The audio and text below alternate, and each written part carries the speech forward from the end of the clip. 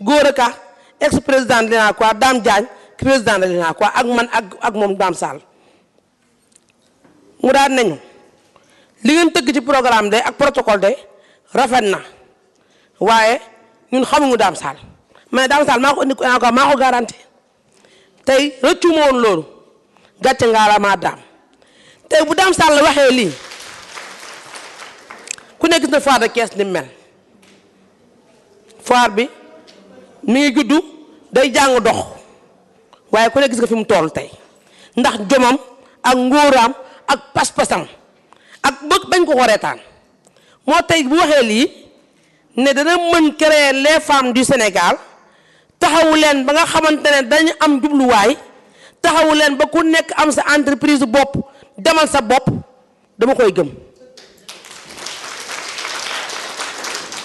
damay gëm Dame Sall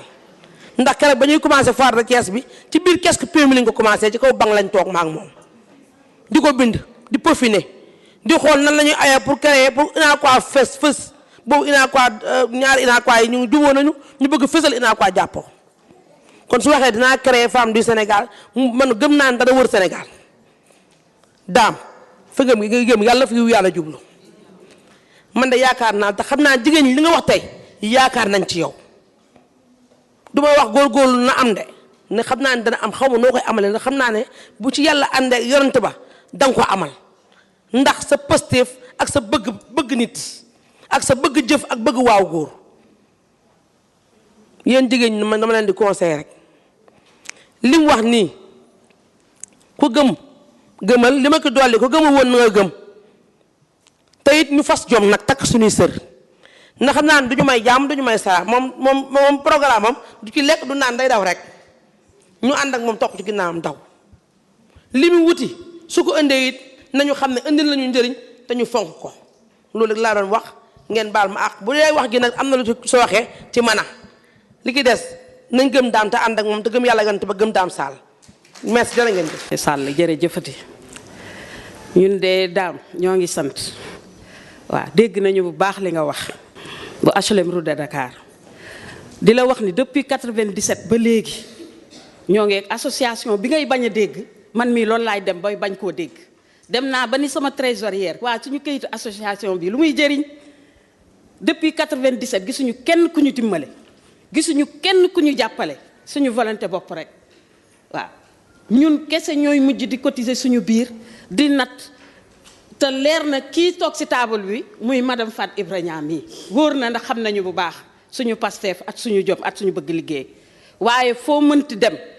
yaakaar naa ñu ngi lay laaj xaalis waaw koy dimbale nag doo taxaw naan yaa ngi koy laaj xaalis waaw wala yaa ngi seet ndax politique na wala politiqueul waaw jërëjëf xam naa nag wax ji du mën a gudd waaw ndax dañoo dem ci banque yi faya ay prêt ay ba nurootuñu sax nit fu mu nekk nii waaw te loolu xam naa yéen ñii dal na leen waaw dañoo fay banque bu nekk dem nañ fa ndax rien que bëgg liggéey te wóor na soxna sii di ma xool wallaahi waaw wallaahi di nga ko seede donc jërëjëf lii nga wax de ah man de dal na suñu xel xaw ma nag waaye dalal na xel ndax ku ñu dimbale rek lañ doon wut jërëjëf Sall waaw wax ji du mën a bare nag waaw waaye yàlla nañu yàlla jàppale ñun ñëpp jàppale mbooloo mu jullit ci seen tur ak seen sant nuyoo bi nag ñu ciy beral Dame Sall léegi bi ma la gisee dama kontaan ne la dama perdre woon sa numéro joxaat ma ko Dame bi ma déggee li nga taxawal les femmes du Sénégal xam nga ne woo les femmes de Thiès les femmes du Sénégal nga wax kon jigéen ñépp ci lañ bokk te am naa yaakaar ne ku dégg exposé bii nga xam ne moom nga fi jàllale fi nga bëgg a àggale jigéen ñi fi nga bëgg jigéen ñi àgg fa suñ fa àggee ñëpp ay noppalu ndax damay wax ne jigéen bu noppaloo borom këram noppalu jigéen bu noppaloo doomam noppalu ndax jigéen dafa am rôle bu am solo bu nga xam ni mu ngi koy joué ci biir kër gi rawatina jëm ca développement jigéen ñi sonn nañu comme ni ko femme bi waxee léegi banque ñu ngay daw di dem intérêt yi metti lool ñuy transformer nañ ku mel ne association Fass Jom de Thiénaba di yëngu ci transformation de noix d'anacarde de céréales locales fruits et légumes dañuy transformer sonn lool waane cey fan lañ koy jaayee ji njaay mi lépp yàqu dañuy wax ne da nga war a jaay avant ngay produire te lii nga wax su demee ba àgg fan ko bëggee yaakaar naa ne nit ñi dinañ jaay avant ñuy produire parce que dinañ xam fan la ñuy jaayee ba bu ñuy produire dinañ produire lu am solo ndax dañuy jëggaani ne indi jëggaani mënta ñàkk wante neng boo dee jëngaani na fekk yow it ngay defar di yóbbu muy dem ngeen di weccente ci la mbir mi di neexe donc jigéen ñi am nan Pastef taxawoon nan gën a taxaw gën a takk seen sër ba mu dëgër nañ fas yéene àndandoog yow ñu liggéey lii nga xam ne moom nga wax ndax ku la seetaan ni ngay def ci foire yi doo bëgg a solu doo bëgg a lekk doo bëgg dara ku la xool ci foire yi ni nga koy organiser ak ni ngay doxale rek dañuy xam ne kii ku am détermination la donc comme am nga détermination boobu ba fas yéene taxaw jàppale jigéen ñi dama ne jigéen ñaa ngi ci sa ginnaaw jigéen ñi taxaw nan neng lii doo nga leen bëggoon jigéen ñi taxaw nan ndax lu jàppale seeni borom kër jàppale seeni doom rek lan bëggoon liggéey rek lan soxla 6 heures du matin boo yeewoo boo demee ca kaar yi taxi yi garage yi jigéen ñi rek nga fay fekk la fa ëpp ci ay jigéen lan lépp bëgg a jàppale seeni doom bëgg a jàppale seeni borom kër kon daam li nga fi nga bëgg a àggale jigéen ñi yàlla na la yàlla doolee jàppale te yàlla dalay jàppale ah dama ne jigéen ku ko bëgg a jàppale yàlla jàppale la donc jigéen ñi yaakaar naa ne li ma sentir ñu bari ci biir salle bi loolu la ñu sentir ndax di defar te amoo fenn foo koy jaay ku ne xam na ni Thiénaba ak Ndaama Raasam fu ne ñu ngi fay taxawaal amuñu fu ñu koy jaayee tey bu ñu demoon ba am fu ñuy war a mën a dem kon kuy produire rek da ngay xam ne am na fu mu war a mën a dem ndax Ndaama Raas ñëpp a ko bëgg. li ngay bañ a dégg nag association Fass Jom de Thiénaba 18 groupement la am 18 groupement yooyu dootu tuddati groupement petite et moyenne entreprise lay doon. kenn ku ci nekk ci sab gox di liggéey ndax association bi boot 18 petites et moyennes entreprises nekk ci juróomi dëkk muy Thiénaba Gare Thiénaba Seck Xay Mbaaba Cawaare foofee dëkk yooyee bu fa benn dëkk bu nekk bu fa entreprise taxawee yaakaar naa ne kat jigéen ñiy taxawaalu dootul amati jigéen ñi daawuñu taxawaalu de wante jigéen ñuy toog di wëre di jëw di wax amatul woon ci sunu gox bee day gën a ñàkk. damay wax ne dinañ dem ba nga xam ni mbindaan day ñàkkati léegi bon day jafe de bon wallaay ku dul fayati salaire boo moytuwul doo amati bon ci suñu zone bi en milieu rural da nga daan gis dañuy dem di liggéey yi neng di daan seen doole ndax liggéey rek la ñu gëm waaye gisatoo ko liggéey yi xam nga la ñuy def ku ci xëy yaa ngi ca ndaamaraas jay kër yi foo wëlbati ko yaa ngi gis koy yore sa ndaamaraas di jaay kon daam lii nga bëgg lii ngay def ñu ne waa Thiénaba ak li ko wër ñépp taxaw nan nag fas yéene àndandoog yow tey ni ko waa Thiénaba yi defee noonu la ko yeneen dëkk yépp di defee xam naa ko incha allah ndax liggéey rek lañ bëgg jaageen jëf. seen tur ak seen sant di rafetlu jataay bi di kontaan trop ci jataay bi ndax tubaarkàlla macha allah daam bu indee programme bu mel nii tuddee ko les femmes du Sénégal dëkk Thiès indil ñu ko fii. promotion bi mu dénk ñu ko depuis commencement ba fin mu nekk ci kooku ndamu Thiessoise la d'abord keroog bi mu ñu njëkkee woo fii ci réunion fii ci salle de kii bi conseil régional bi Fat Ibrahima woo ñu ñëw wuyu si ko booba ba léegi lu mu wax dara teggi ko ci bi ñu fi dikkee fukki fan ak juróom lañ ci teg ñu dem ci ministre ba ñu demee ca ministre ba tubaarkàlla macha allah ministre ba def ñoo xamal programme bi li mu ko intéressé ak ni mu ko bëggee ak ni mu ko fullalee kaar ndax lu mel noonu kenn da ko musula tegagum ci taabalam muy intérêt boo xamante ne intérêt jigéen ñi toujours les femmes du Sénégal ministre bi xamal nañu sunu dëkk bii muy Thiès nga xam ne mooy Carrefour la nara doon le 2e ville du Sénégal projet bu toll nii doomu Thiès créé ko ñëw teg ko ci taabalam donc jigéen ñi nga xamante ni kii ñoo bokk les femmes du Sénégal faveur bi nekk ci Carrefour bi yépp ñoom ñoo ko yeyoo mooy aéroport ba liggéey bu fa am jigéen ñi femmes du Sénégal ñoo ko yeyoo muy restauration bi di nettoiement bi di commerce bi chemin de fer bi noonu STS bi noonu lam-lam noonu jigéen ñi tàccu leen loolu boobu xewal ku leen ko mas a indil fii boobu xewal ku ko mas a indi fii Thiès ku dul Dame Sall bi yàgg nañ ci liggéey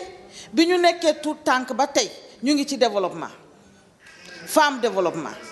ñu ngi leb si banque yi comme ni ko ñëpp di waxee booy fay di bëgg a dee léeg-léeg ñu takkal la pot ba yóbbu la police ndax bu ñu la yóbbu lit nga gis ñu traîner say nawle sa xol di jeex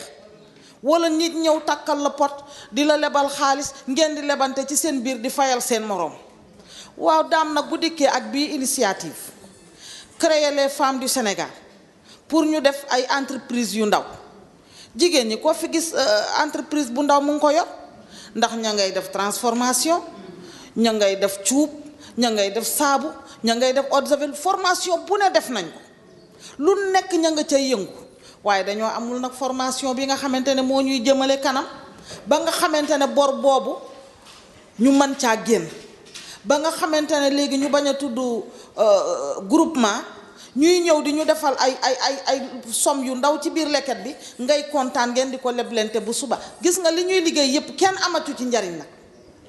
li ñuy liggéey ak bañ ko dalee liggéey kenn gisatu ci bénéfice ndax boo lebul banque doo dem kon yow nit bu fekkee yaa ngi liggéey dangaa ñaan yàlla li ngay liggéey nga di ci génnee sa bénéfice su bopp te leboo kenn di ko kii léegi nag may wax ak yéen jigéeni les femmes du Sénégal yéen ñi nga xam ne yéen la Dame jox loxo indi projet bu rafet bii indi projet bi nga xamante ne lu jëmale jigéen kanam la lu suqali jigéen la lu yaatal jigéen la ba lu bare ñu mën koo teggeeku ngeen jàpp ci ak fulla jàpp ci ak fayda bis bu lii lu la Dame wax man li tax lu mu wax nee naa day réaliser wu parce que ni mu commencé la nit yàgg naa toog ak ñun naan ñun nii la lii la te du nekk mukk bis bu ñu ko joxee loxo ba mu am lam cay am keroog lañ koy gëj a gis ba affaire ba tas moom nag ba mu ñu fi woowee 17 jours wala 10 jours la ci teg ñu dem ca ministre ba te ministre ba tey daf ñu caa xàmme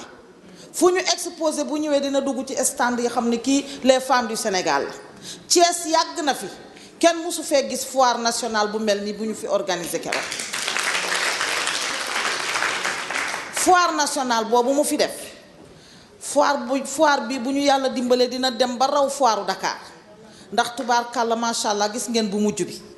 bi Thiès di Thiès ba tey ñun ñi doyenu Thiès yi ku fi mas a gis soirée de gala bu mel nii bu ñuy def ci place de France dañ ko daan seetaan ci télé yi mu mel ni ñun bokkuñu ci dëkk bi dañoo nekk fekk ku la indil lu mel noonu lu mu la wax gëm ko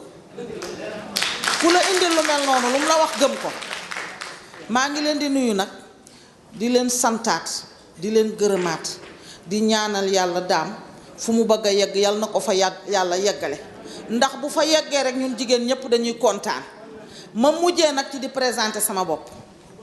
maa Diallo présidente ànd booloo liggéey jariñu affilié wu ci AFAO les femmes de l'Afrique de l'Ouest ñu am suñu unité fii ci penc Alinguer di ci yëngatu fruits et légumes céréales locales lu ko commencé nag ñaam bi pataas ba ca ñebbe dugub ya soog a ñëw loolu la ñuy liggéey wasalaam merci pour tout le monde jimi laa hawla wala quwwata illa billahi al-azim asalaamaaleykum mbooloo mi ginnaaw bu ma santee yàlla di julli ci yonent bu tedd bi sallallahu alayhi wa sallam sant samay waajur maa ngi sant ñëpp di nuyu ñëpp di tatagal ñëpp di ci jiital Dame ak jigéen ñu baax ñi mu àndal di fan ñang sama mag ji nga xam ne ku mën a dalal gan la bi ma ñëwee ci foire bi defal na ma loo xam ne damay ñaan yàlla rek bala maa dee ma fay ko ak Fademba mi nga xam ne jiital nga jigéen ju baax tamit parce que mënoon na décourager ci li muy woote waaye saa yu ma wootee jotuma rek mu insisté waat xam ne man femme de développement la du ma toog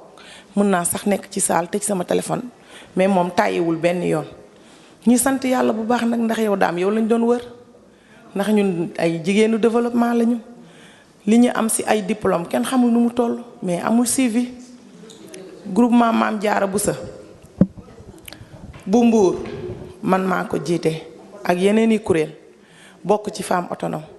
waaye jàng nañoo jàng ba bëgg a dee mais mënuñu xam fan la li ñuy jàng fan lay teere ji ndax soo am mënee sa produit te mënoo ko produire mu jëm fenn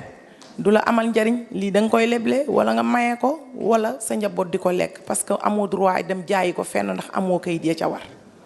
kon bu ñu gisee góor gu mel ni yow macha allah laaw la cat yàlla bu la cat jiitu nga takku taxaw di jàppale say yaay ak say jigéen rek a fi nekk ak say rakk nga ne dinaa leen jëme kanam bëggatoo dégg turu groupement da nga ñëw bëgg a yóbbu ci moyenne entreprise ñun yow rek lañ doon wër ñun kay dañuy ñaan yàlla yàlla na ko yàlla mottali ba li ñu bëgg ñu mën koo am ndax liggéey rek a ñu ñor li ñuy wax ci banque yi dinaa ci wax parce que banque yi tamit dañ lay lebal xaalis yow nga jël xaalis bi di ko liggéey bi xaalis bi seey doo ko mën a fay te nekk ak say nawle bëggoo ku la tudd wala nga lebal xaalis jox ko jigéen ñi sa moromi jigéen ñi du ñu mën a fay muy am ñaawoo seen diggante parce que su fayul xaalis jàmbur da nga ko yóbbu police soo ko yóbbu police boobu diggante day gàtt xam nga kon suñu ku ñu mën a dimbale ba ñu am lu ñuy liggéeyee ba loolu yépp ñu génn ci jafe-jafe yooyu dañuy sant yàlla bu baax ñun nag tàllal nañ lay loxo ak jigéenu Mbuur ak jigéen ñi ma àndal ci sama kuréel yi ñiy jóge ba Njànda li muy sori yépp ak Joal ñépp ñi ngi dagg seen yitte ngir doon déglu sama kàddu ngeen baal ma àq nag lépp lu ci dëng rek du ci man yéene woon naa lu gën a rafet loolu incha allah. Dame am nga lu jafe ndaxte li tax ma wax loolu amul foo ma woowul pour xëcc ma dugg ci lii mais dama doon wax toujours ne la dama bëgg a jël retraite ndaxte yàgg naa ci xeex bi ànd ko ak jigéen ñi ànd ko ak waa COFDEF réseau Siggil Jigéen ànd ko ak waa RADDHO di yëngu ci naka la ñu war a def ba jigéen ñi teew fi ñu nase ak di noccee jigéen ñi am seen yelleef te jiital bala ngaa wax yelleef sa sañ sa wareef li nga war a def laata ngay am sa droit ma ne nag léegi comme que yàgg naa ci terrain bi xeex naa ba yegsi naa ci âge bi Dame dimbali ma rek nga ànd ak ñi gën a ndaw ngeen dem man mën naa di ñaan pour que yàlla borom bi su nangoo ñaan mel na ni teew naa ca xeex ba waaye fexe nga daal ba xëcc ma toog xalaataat ne dese naa ay tànk maa ngi am gis-gis tuuti bu leer naa jàppaat retraite teel na naa demaat jàpp ci moo tax ma ne vraiment am nga lu jafe parce que li may woo may décliner offre bi bare na mais bii de ñëw naa te maa ngi ñaan yàlla subhanahu wa taala yàlla nañu yàlla may fekki ak tal may ñu kàttan ak pexe yu leer objectif bi nga visé ba war koo àndandoo ak jigéen ñi fii ci Thiès yàlla na la yàlla may doole ak man-man ak kàttan boo atteindre sa objectif boobu ànd kook ñun ndaxte Dame li tax ma ne dama yàgg ci xeex bi ci àq ak yelleefu jigéen dama ci laal rek li jëm ci suuf si ndaxte 52% de la population ay jigéen lañu te suuf si boo ci jëlee li ci jigéen ñi di liggéey ci mbay mi maraîchage li meññee ci tool yi muy ak li jóge ci maraîchage bi ak li jóge ci gerte ak dugub ak mboq ak foño jigéen ñi di ko yëngu bare na dañuy wax góor ñi ñoo yore tool yi waaye jigéen ñi ñoo war a yore tool yi ndax bala ñuy dem ci seen tool il faut ñu ànd ak seen borom kër liggéeyal leen ca tool ya ba pare soog a dem ci seen pukkus bi ñu leen di jox ñu fay yëngu te luñ jëlee ca pukkus yooba day dem ci kër ga dundali waa njaboot gi donc jigéen ñi seen àq ci suuf si des na signé nañ ne dañ am àq pour jot ci suuf si waaye jotuñu ci mën naa la ci jox firnde 15 ans ci ren ci mandat bi di jeex ci collectivité locale yi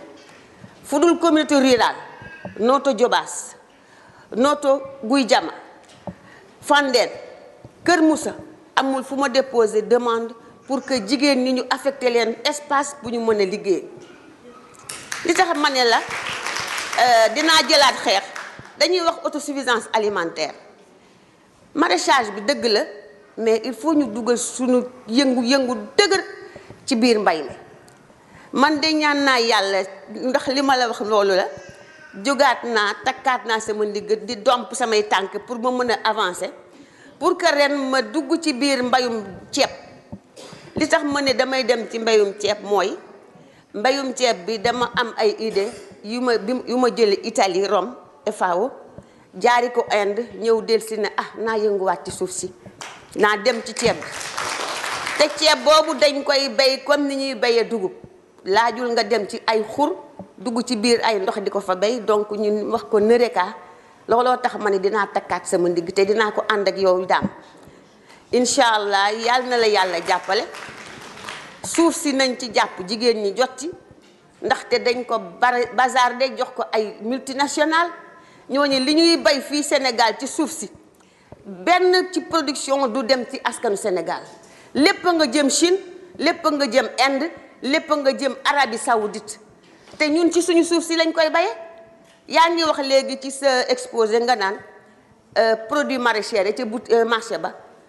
dañ ñu koy indil di ñu ko jaay lu tax pourtant suuf saa ngi fi nañ ko jox ñi ko war a liggéey ñu mettre leen dans des conditions gasal leen ay forage jox leen jumtukaay ñaanuñu leen ñu di ñu jox jën mais nañ ñu jàngal nu ñuy nappe parce que boo soxlaa jën yu bare nga nappi lu doy noonu lu tol noonu waaye buñ la dee may bés bu nekk jën suba di nga soxla ñaar te doo ko mën a am ndax benn lañ lay joxaat te du suur sa njaboot donc nañ ñu jàngal napp ñu ànd ak daam man de takkaat naa sama ndigg pour jàppale la ci objectif bi yàlla nañu yàlla jàppale monsieur le président du conseil régional représentant ana mu dafa génn xam na ma bu baax monsieur Mbaye sa borom kër léegi man dama ko noonu damaa bëgg a retraité noppaleku mais daam de xëccaat nga ma takkaat naa ndigg li dinaa naan tuuti fondé ba mën a amaat doole jàppaat ci liggéey bi. ñu ngi dan nuyu mbooloo mi fi toog yëpp di jiital ci nuyoo bi Dame Sall ak maire Fanyang Ibra ak Fat Demba Sané wax dëgg yàlla macha allah tubaafakàlla ay jàmbaar ngeen da ngeen maa bett ci kàddu gi ndax dañoo jékki-jékki rek woo ma waaye lu mu gàtt gàtt du ñàkk am luñ ci mën a sànni que ne daam ñu ngi lay gërëm di la sant di bëgg di jàpp bu baax a baax di topp ci sa ginnaaw ndax nag résultat rek la ñuy gis ndax nee naa leen am na ku ko wax sànq ma foire bii ñuy organiser ci biir Thiès ku ko gis xam ne macha allah développement rek la ñor te sa biir wax nee nga politique gu ma wootewuma pour politique wootewuma pour ku may jàppale damaa bëgg jàppale jigéen ñi rek a ma tax a jóg kon jigéen ñi defe naa ne ñun ñi nga xamante ne ñu ngi woon ci terrain bi démb ak barki démb ñëpp xam comme ni ko taan Jean Diatara waxee léegi ñoom ay mag lañu waaye ñun ñi nga xam ne ay xale lañu am nañu tuuti tànk yu ñu dese wax dëgg yàlla li ñu war a def mooy jàpp bu baax a baax feebaru Thiès nag ak Sénégal sax jigéenu Sénégal mère Fanyang Ibra wax na ko benn bés waaye dañ koy dëggal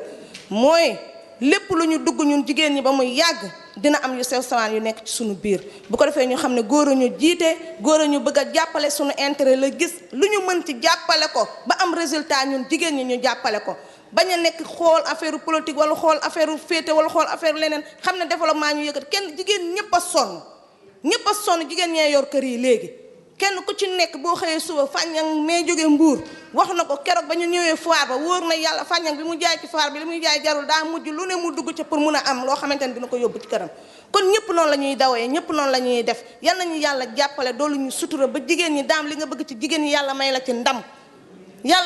ndam bu baax a baax am nga nag équipe bu baax bu nekk ci sa ginnaaw muy Fat Demba Sané mii ak mère Fanyang Ibra ak Ma Diallo mais man mii taxaw ak keneen képp koo xamante ne ñu ngi jàpp ci liggéey bi yal na la yàlla may ndam may leen ndam jigéen ñi nga xamante ne ñu ngi ci biir saal bi ak yi beneen jigéen boo xam ne nag mu ngi ci biir Sénégal sax te bokkul ci biir saal bi képp ku ngeen mën a xëcc képp ku ngeen mën a woo na ñëw créer entreprise am ñu ànd ak daamu jàppale ñu ci kàttanu yàlla ak daraja yonent merci beaucoup.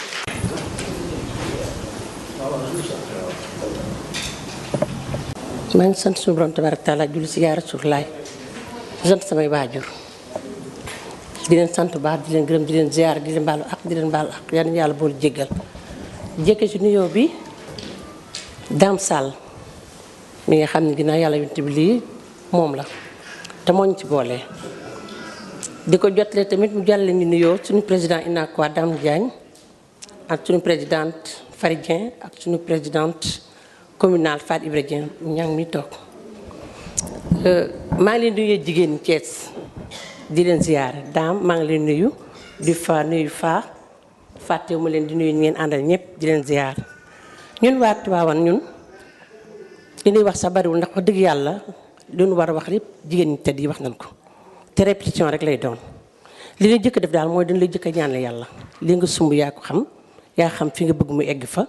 yàlla na la fa sunu moom eggale ak ñu ko àndal ñëpp ci barke yonent bi maa ngi leen xamante tamit daal maa ngi lay indil fii bi mu ñëwee yow boo woote woon tey Tivaouane mën na fees kaar bi ndax dama ñeenti at mën a yow ñu dem di ñëw ci foire bi laa la xamee ci UNACOIS mais tey jii kenn jëppiwu la ca liggéey bu sell fulla fayda macha allah dañuy wax ni yenn sax cat la dañ lay moo tax mën la dañ lay ñaanal yàlla waaye say qualité ku ko bëgg a wax cat mën na ci dugg te yéen mun la lool na bëgg nga am jàmm ñu am jàmm ba di la xam ne tey it yéen dama ne ko waa Thiès am ngeen chance ndax 4 ans ma fii ñëw di xool dama ne bu ma teeloon jot ci yéen kon ñun waa Tivaouane passé nañ fii ña nga fa nag ñu ngi sant yàlla waaye nañ gis nañ ci jigéen ki yéen qualité yoo xam ne macha allah bu leen yàlla joxee tey keneen ñi fi nekk keneen di ki dolliwaat ku mel ne daama keneen ak keneen dama ni bu ngeen tëddee seen xel na dal daam maa ngi lay àndal maa ngi lay wax nii la dama laa jukkil tuuti ci waxtuwaan indi àndal naa ko madame si waa kër gu mag ña nga ne toog indil naalal waa Ndiassane faa ma nga ne toog jugal taxaw danoo séparé wu moo tax ana faa waa Ndiassane ma nga nee toog indi naa la waa kër soxna Mbacke Fatou Mbacke ma nga nee toog wax indi naa la sëtu Cheikh Ibra Fall pour ni leen indil la xam leen fi ma leen indi du caaxaan waaye boo woote woon leneen tey ay kaar yi gaar fii ndax li ma leen wax si xamagul la waaye li ma leen wax si doy na leen yàlla seede na que ni tey bu wane woon tey fii ba Dakar ak fu mu doon boo wootee ñëpp topp si ginnaaw sa liggéey bu rafet ko waral moo tax looy def rek dafay metti mais na taxaw rek te ànd ak dëgg ak fula ak fayda metti li rek ni ku ko fekk si foire ba dëgg ko yërëm da nga xam ne góor pire ngi ni da nga xam ne jàmbaar pire ngi ni te nag lépp ñun ñoo ko si ëppale na ñëpp kontaan ni ñëpp am rek loolu rek la daam di dox yàlla na la ko yàlla may ci barke Mouhamed daam maa ngi gàttal da ndax heure bee tax waaye maa ngi lay xamal département Tivaouane nga jóge fa dugg Kajoor fii ba Touba ñu ngi lay diglu loo ci soxla 60 groupement la ñu boo ko bëgg-bëgg lañu tudd foo ci soxla ak loo ci soxla ak nu mu mënti doon ci kattanu yàlla yéen dinañu la fekk si ak noo ko bëggee yàlla na nga ko yàlla yeggale sa sago ñun ñëpp bokk toog benn alhamdulilah rabbil alamin ci barke yonent bi. yëkkati nag kàddu yi ku ñu yónni la ndax man Badara Samb laa tudd maa ngi liggéey ak ministre du commerce daam wooma pour ma ñëw fekke ndaje mi ma di ci kontaan lool di leen gërëm bu baax lii daam def lu am solo la parce que Sénégal kenn mënu koo développer te jigéen jéetewul du kenn Sénégal kenn mënu fee garantir am xëy te amuloo petite et moyenne entreprise Sénégal kenn mënu fee xeex insuffisance alimentaire te jigéen jiitewu ko munta ne ñu bañ ba wax ni ministère du commerce ñu dénk ko ministère du secteur informel daam kon dafa mel ni dafa jiitu ci liggéey Sénégal émergent ndax Sénégal émergent fii lay dooree bu ñu xalaat ni dañoo war a jëggaani bitim réew pour que émergence am émergence ci nun lay doore te lii fi lay doore nit ñi gëm seen bopp organiser wu liggéey génne fi ndóol fexe ba am xëy am nit ñi am jàmm am wér gu yaram di lekk ba suur loolu moo jafe li ma dégg fii jigéen ñi wax ko c'est une réalité amul benn jigéen bu nekk fii te la ngay yëngu nekkoo ci expert formé nañ leen jàngal leen mokkal ngeen yéen a ngi liggéey li des mooy li ngeen di liggéey produit ba fan lañ koy jaaye amul fuñ koy jaaye donc gouvernement bi ak ñu mel ni ñii dañoo war a toog lëkkaloo xalaat parce que marché ñàkkul bërki démb laay wax sama benn jigéen mu ngi ci saal bi tudd Faat Jara jël na fi kàddu ne ko dem naa États-Unis genn kuddu bi ñuy lekke suñu ko duyee ak saab-saab ba mu fees puudar mu ngi jar $2,000 genn kuddu saab-saab $2,000 lay jar États-Unis ki tudd fii wax ndaamaraas boo demee États-Unis bu ñu la waxee lu muy jar kenn xamu ko ak leneen ak leneen il faut volonté politique am ñu ubbi marché yi encadrer nit ñi ñu liggéey seen liggéey am njëriñ beneen bi ci topp mooy banque yi tudd nañu ko fii banque paaka ñaari boor la bala laa amal njariñ da ngay am capital te ñi toog fii kenn amu ci capital banque bu la lebalee 2 millions fekkul ci sa gafaka $100,000 ngay liggéey war a def investissement war a fay banque war a fonctionner su di fay dana jot doo fay pour que capital am il faut nit ñi état bi gestu nit ñi liggéey nañu jàng ngeen jàmbaar ngeen waaye nag dafa am benn affaire bu xam ni volonté politique la parce que la amoon démb dafa jeex tey la amoon démb jeex na parce que bu jëkk dafa amoon économie familiale bu xam ne ci biir kër gi lañ koy liggéeyee dem naa Côte d'Ivoire ay jigéen ñoo nekk Burkina Faso di fa àndandoo di lëkkaloo boo demee Côte d'Ivoire poulet braisé boo fa lekk Burkina Faso lañ ko fabriqué jaay ko loolu mën na nekk Sénégal waaye il faut ñu gëm ko daam li ngay def nii je pense que képp kuy sénégalais te gëm développement war nga mën a xam ni loolu mooy développement li ngay doxal mooy développement man nag ñëwuma pour politique daam xam na ma bu baax te dinaa joxe benn engagement parce que man damaa jàngi la ma jàngi mooy li ñu soxla parce que je suis expert en suivi évaluation des programmes et projets moom laa jàng danaa leen jox kàddu tey képp ku soxla ci loolu nga xam ne mooy sama expertise je suis prêt pour accompagner la jàppale leen jàppale daam mooy jàppale Sénégal maa ngi leen di gërëm maa ngi leen di sant jërë ngeen jëf. après koor gi moo gën parce que dafa bari ay dafay xat quand même parce que nit ñi duñu am jot boobu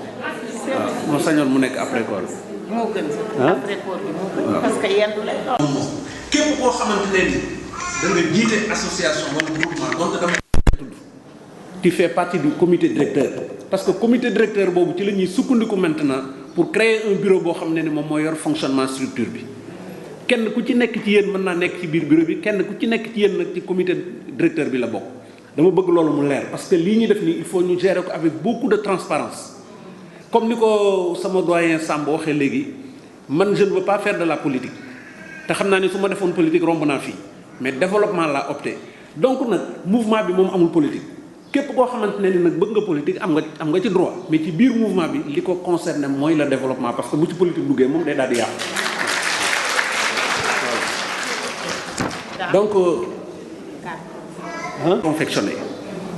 képp koo xam ne ni da nga yor groupement yow yaa xam groupement ba ñaata nit moo ci nekk parce que li ñuy def bu ñëwee du yem rek ci ki nga xam ne ni moo jiite groupement mais groupement bi yëpp da koy jëriñoo donc il faut nécessairement membre groupement bu ci nekk pour que nga nekk ayant droit ci loolu nga xamante ne ni groupement bi dina ko jot il faut que nag nga jënd la carte de membre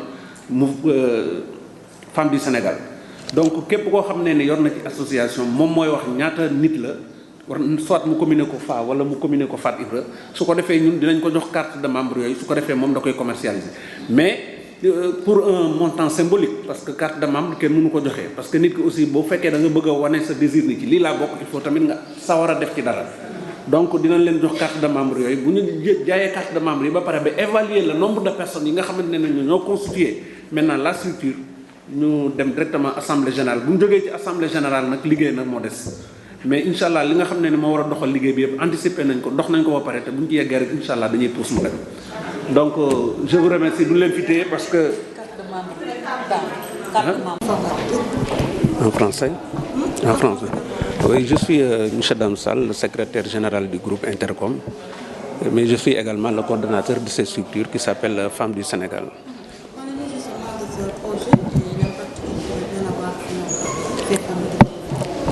Donc c'est à partir de cette foire régionale économique et commerciale que nous avons organisée tout dernièrement que j'ai eu l'idée en tout cas donc de travailler en collaboration avec les femmes, ne serait-ce que pour les aider un tout petit peu. Parce que depuis longtemps, j'ai toujours entendu parler d'associations et de groupements. Et je pense que ce n'est pas efficace, ce n'est pas aussi rentable pour l'économie du Sénégal.